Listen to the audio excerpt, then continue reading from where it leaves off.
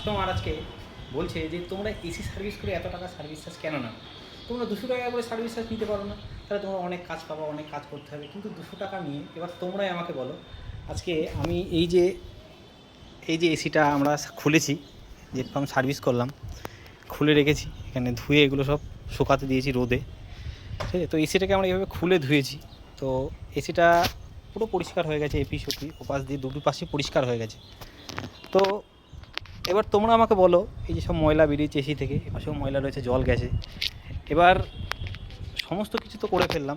এবার তোমরা আমাকে একটা জিনিস শুধু বলো যে এই এসিটা সার্ভিস করে কি 200 টাকায় সার্ভিস করা যায়?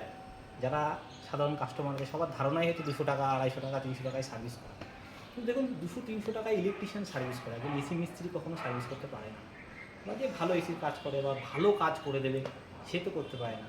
তো সবাইকে আমি একটাই কথা বলবো, ভালো কাজ করান, ভালো লোক দিয়ে কাজ করান, এবং যেটা আপনাদের এসির জন্য, দেখুন আপনি তো পয়সা খরচা করছেন, আজকে আপনি ভালো করে সার্ভিস না করালে আপনার এসি ইলেকট্রিক বিলটা বেশি খাবে, আপনার এসিটা খারাপ হয়ে যেতে পারে। তো পরিষ্কার পরিচ্ছন্ন করে কাজ করালে কি হয়, আপনাদেরও ভালো লাগবে, আমাদেরও ভালো লাগবে। তো সার্ভিস চার্জ আপনাকে সবাইকে দিতে হবে, আমাকেও দিতে হবে, আরও 5টা মানুষকে দিতে হবে।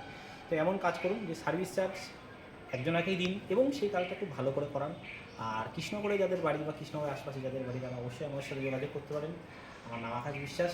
আর আমার ফেসবুকে আমার নাম্বার দেওয়া রয়েছে। আমার যারা যারা ভিডিও দেখেন বা নিয়মিত দেখছেন, তারা ভিডিওটাকে শেয়ার করে 5টা লোকের কাছে জানান। আর যারা যারা আমাকে সার্ভিস করাবেন, অবশ্যই আমার সাথে যোগাযোগ করুন।